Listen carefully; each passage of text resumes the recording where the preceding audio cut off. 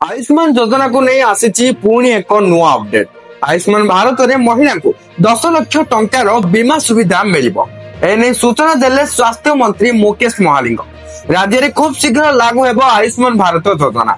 एही योजना रे कार्यकारिता ने भुवनेश्वर में पहुंची केंद्रीय टीम। योजनार रूपरेख तैयारी उपरे टीम रो चली प्रस्तुति। बहु प्रतीक्षित आयुष्मान योजना लागू हेबा नै सूचना देइचंती स्वास्थ्य सचिव। योजना रे समस्त को 5 लाख टंका बीमा सुविधा मिलिबाकु थिबा बेले महिला को किंतु आउ 5 लाख अधिक टंका मिलिबो। राज्य रे आयुष्मान योजना लागू करिबाकु भुवनेश्वर रे पहुंची केंद्रीय टीम राज्य स्वास्थ्य विभाग सह करिछि आलोचना। किभली सब लोक ए केंद्रीय योजनार सुफल बा सुविधा पाई परिबे ता ऊपर हेउछि आलोचना। केंद्रीय टीम रो आलोचना रे सूचना देइछंती राज्य स्वास्थ्य सचिव एवं सचिव आशा करूछंती कि खूब शीघ्र ई योजना लागू हेबो।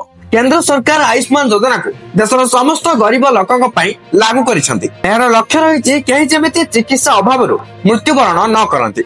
एही योजना रे देशर कोनोसे भी प्रांत रे जे कोनोसी नागरिक चिकित्सा सुविधा पाई परिबे। किंतु एही योजना पूर्वरु ओडिसा रे लागू होई नथिला किंतु वर्तमान लागू हेबाकू जाउची। तो वर्तमान जहाँ भी किसी आयुष्मान योजना को अपडेट आसीथिला ए वीडियो टी को शेयर करी समस्त पाखरे ए अपडेट टी को पहुंचाई दियंतु। Thank you for watching.